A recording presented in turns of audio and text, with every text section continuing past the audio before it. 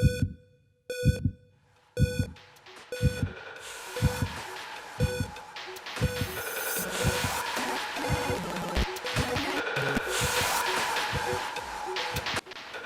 everyone, I'm Dr. Retro from dr.retro.com, and in this video I'm going to give you a tutorial on how to spot if a Game Boy game is fake. This counts for Game Boy Color games, Game Boy Classic games and Game Boy Advance games. So these are the games we're going to take a look at, and let's do this in 5 steps. The first step to detect if a Game Boy game is an actual official Nintendo release is to check if the game even got released. These 2 Pokemon games you see here never got an official release. These are ports or adapted games with a Pokemon added to them, so these never had an official Nintendo release, so it's sure to say these are not official games.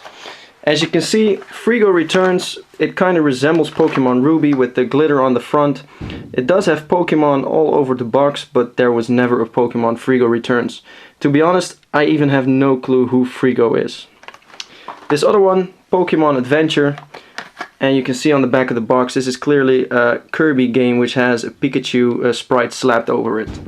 So this is also not an official Nintendo game. The second step is to check the print quality of the box. On the right we have Pokemon Ruby, which is an official Nintendo release, and on the left we have Pokemon Chaos Black version, which is a non-original release. If we take a close look, you see that the quality of this front picture is really low. It's really not sharp, and if you compare it to this one, this is a lot sharper. So this clearly is a blurred out or a stretched out image. Also, the text on the back of the box, usually these fake games have a lot of wrong spelling, a lot of typos, strange words, etc. And also there's no gameplay shots here, as you can see. It's just a Mew, a Mewtwo, and something I don't know what it is, but there's no gameplay. So that's step 2 in how to identify if a Game Boy game is fake. The third thing you can see is not a 100% indication that a game is fake, but it does give you a hint if you're already in doubt. All Nintendo games have a code, and the cardboard box games all have their code on the small flaps, as you can see here. And these codes can be very elaborate. The first few digits go for which console it is on. AGB is Game Boy Advance, and for instance DMG is the normal Game Boy. And all fake games have a USA code. So if we take this fake one here and we check the code, you see there's a USA end code. It says for the region, and all fake games have a USA code, like I just said.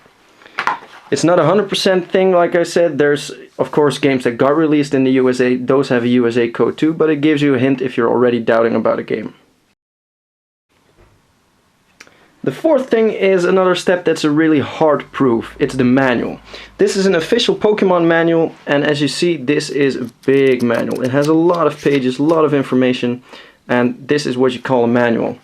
The manual in fake games usually have a shrink down version of the front of the box on it, and you can see it's the same picture, but it's just cut off a bit and squashed together.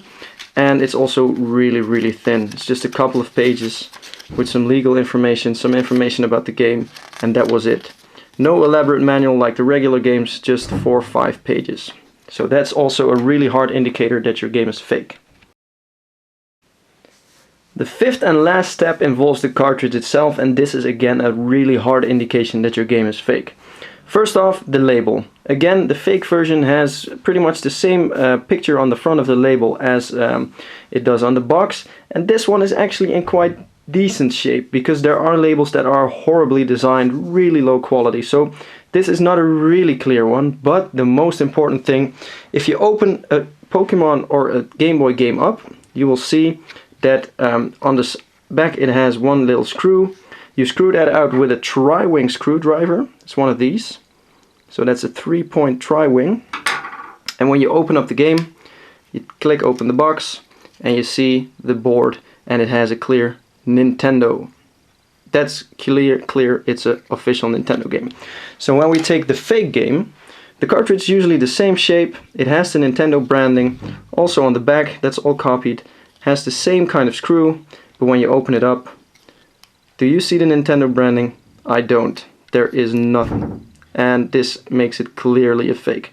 Usually there's also a big blob of yellow glue over the battery or over the chips. That's not the case with this one, but it's just missing the Nintendo, and that's the clearest sign you can have that this is not an official game.